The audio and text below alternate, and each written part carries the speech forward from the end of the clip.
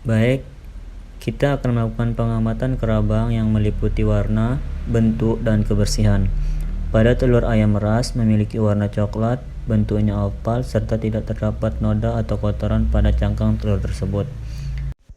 Setelah itu, kita lakukan pengecekan kantung udara dilakukan dengan peneropongan. Lalu kita lakukan pengukuran kantung udara pada telur ayam ras. Kantung udaranya 4,3 mm, tingginya 13,45 mm. Oke, baik, kita ke tahap selanjutnya pada uji kualitas pada telur. Di mana kami menguji kualitas telur ayam ras dan bebek. Di sini di video ini kami melakukan candling pada telur untuk pengukuran kantong udara. Candling adalah teknik sederhana yang digunakan untuk menilai kualitas internal telur tanpa merusaknya. Proses ini melibatkan penerangan telur menggunakan sumber cahaya seperti senter atau alat khusus candling, dan di sini kami menggunakan senter atau bantuan dari cahaya HP. Teknik ini biasanya dilakukan di ruangan gelap untuk memastikan cahaya dapat menembus cangkang dan memberikan gambaran yang jelas tentang isi dalam telur itu. Candling memiliki beberapa tujuan utama, yaitu memeriksa kesegaran, mendeteksi cacat internal, dan memantau perkembangan embrio pada telur yang diubah. Baik, kita lanjut ke tahap selanjutnya, yaitu pengukuran diameter kantong udara. Kantong udara berada di ujung besar telur, terbentuk dari pencahayaan membran telur akibat kehilangan kelembapan. Dengan menggunakan candling, kantong udara dapat diukur untuk menilai tingkat kesegaran pada telur. Pengukuran ini sangat penting dalam industri telur.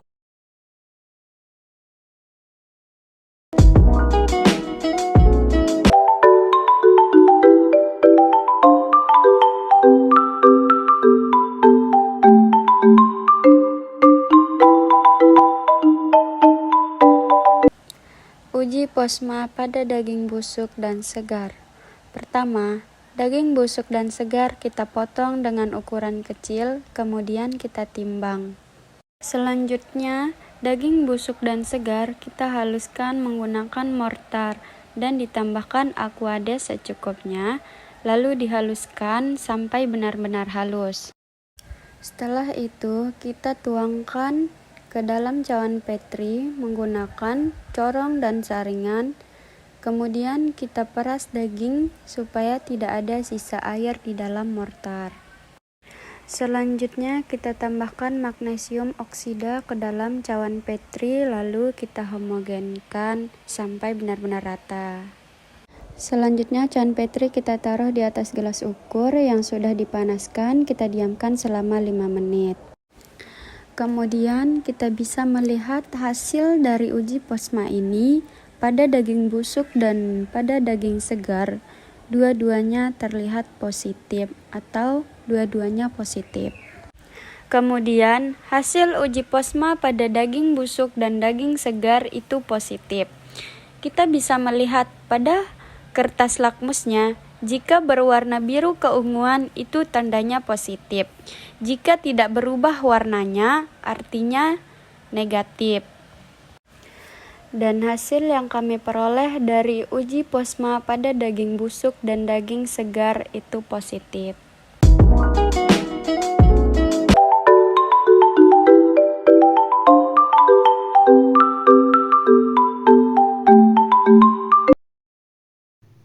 Uji alkohol susu merupakan metode penting untuk menilai kualitas susu, baik yang masih segar maupun yang sudah busuk.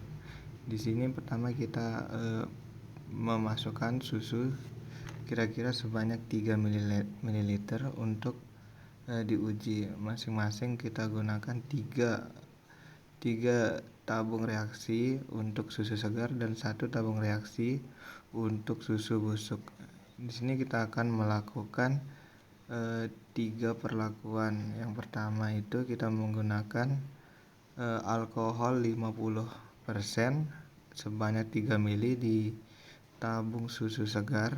Yang kedua 70% alkohol di sampel 2 untuk susu segar.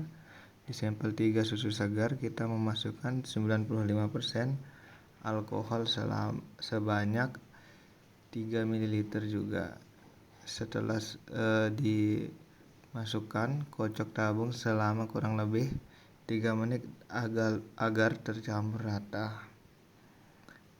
Selanjutnya, untuk mengamati hasil, kita menggunakan saat 0 jam, terus selanjutnya 4 jam dan 12 jam. Jika terdapat gumpalan pada tabung reaksi, maka ada penyebabnya. Itu bisa dibilang positif busuk. Jadi itu saja yang dapat saya sampaikan untuk uji alkohol pada susu. Terima kasih.